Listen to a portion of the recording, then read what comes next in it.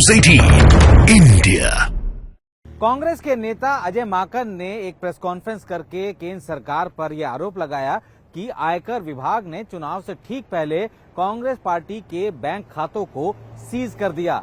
लेकिन जानकारों की माने, सूत्रों के मुताबिक आयकर विभाग ने उनके अकाउंट्स को सीज नहीं किया। जी हां, बिल्कुल, उनके अकाउंट सीज नहीं किए गए, लेकिन जितना पैसा कांग्रेस पार्टी को आयकर विभाग को देना था, उतने पैसे की लेन देन को लेकर जो है अब कांग्रेस पार्टी उन अकाउंट से नहीं कर पाएगी, क्योंकि वो पर्टिकुलर अमाउंट जो बताया जा रहा है कि 115 करोड़ रुपए है, और ये 115 करोड़ रुपए में जो इनकम टैक्स है, उसके बाद जो उसके पेनल्टी लगी है नहीं देने के चलते, और उस पर जो लगा ब्याज, कुल मिला के 115 करोड़ रुपए इनकम टैक्स को लेने हैं कांग्रेस पार्टी से। और इसी वजह से उन्होंने उन बैंक खातों, उन संबंधित बैंक खातों के को जो पैसा है, उसमें 115 करोड़ रुपए फ्रीज कर दिए। यानी कि अगर उनके अकाउंट पे जितना भी पैसा आएगा, तो उसमें से 115 करोड़ रुपए वो उनको देने होंगे। यानी कि उस अकाउंट में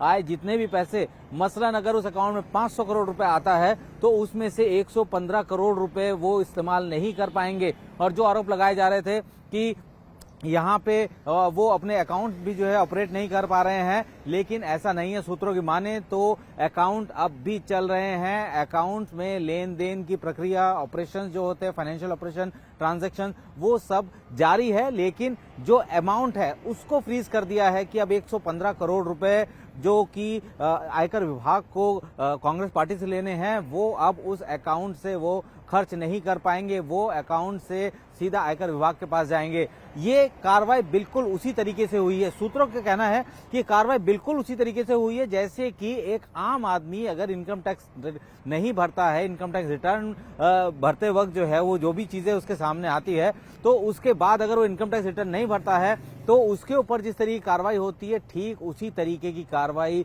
यहाँ पे की जा रही है। और कई सारे ऑप्शन जरूर होते हैं, क्योंकि जब ये साल 2018-2019 की दौरान, जो कि आयकर रिटर्न भरने के दौरान जो उनके ऊपर बकाया था, उसको लेकर बाकायदा 2 बार कांग्रेस ने अपील तक की थी ट्रिब्यूनल में।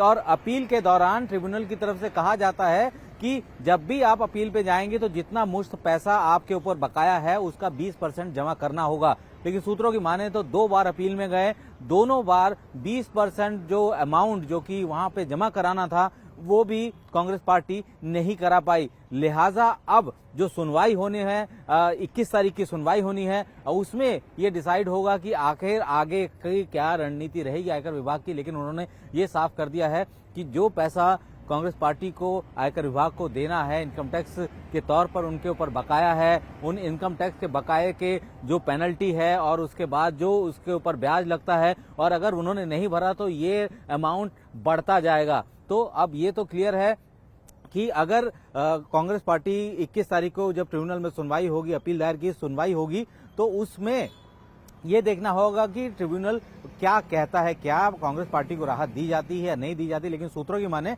तो उनके अकाउंट्स फ्रीज नहीं किए गए हैं, सिर्फ उस अकाउंट में जो मुश्त पैसा उनको लेना है, इनकम टैक्स को देना है, उस अमाउंट को फ्रीज किया गया है। और इनके पास और भी बहुत सारे ऑप्शन हैं, और अगर ये पैसा कांग्रेस पार्टी नहीं चुकाती है तो उनके असेट्स भी फ्रीज किए जा सकते हैं। जैसे कि नॉर्मली इनकम टैक्स ना भरने के चलते आम आदमी, आम शहरी को जिस तरीके की दंड भुगतने पड़ते हैं, उसी तरीके से इनके साथ भी व्यवहार हो सकता है। लेकिन इतना तो साफ कर दिया गया है सूत्रों के तरफ से कि किसी भी तरीके का कोई अकाउंट सीज नहीं किया गया है, सिर्फ अमाउंट सीज किया गया है।